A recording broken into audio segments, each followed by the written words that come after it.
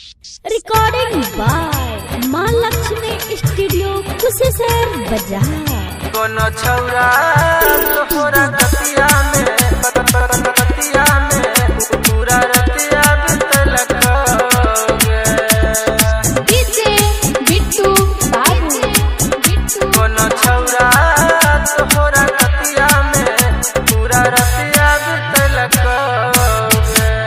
कोनो छौरा तोहरा कतिया में पूरा रतिया बितलक गे। कोनो छौरा तोहरा कतिया में पूरा रतिया बितलक गे। गे होठ चाटल छो दांत काटल छो, गे होठ चाटल छो दांत काटल छो, पूरा मजा लुटल गे।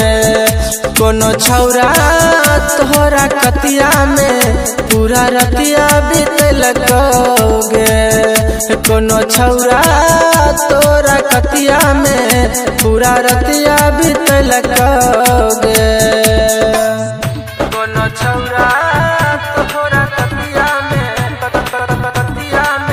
पूरा रतिया बितलक गे। डीजे बिट्टू बाबू कोनो छौरा तोहरा कतिया में पूरा रतिया बितलक गे।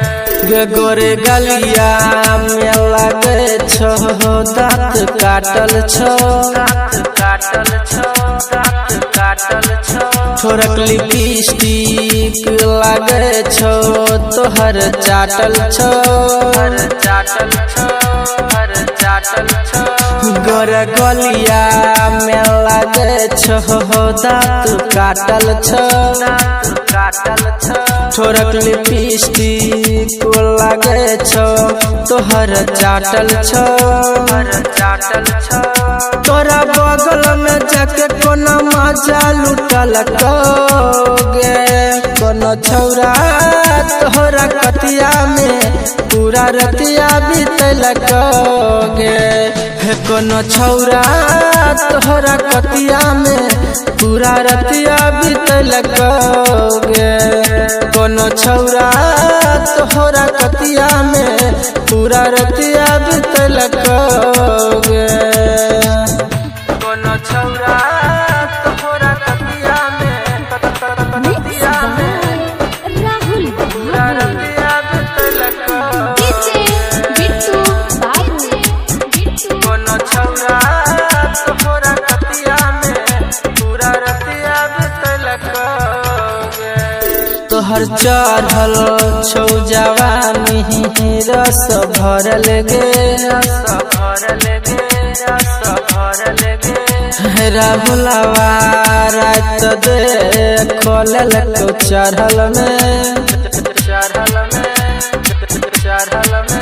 तोहर चढ़ल छौ जवानी रस भरल गे।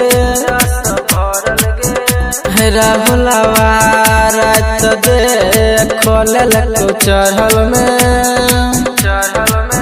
राज बोले राज सब बात जानल गे।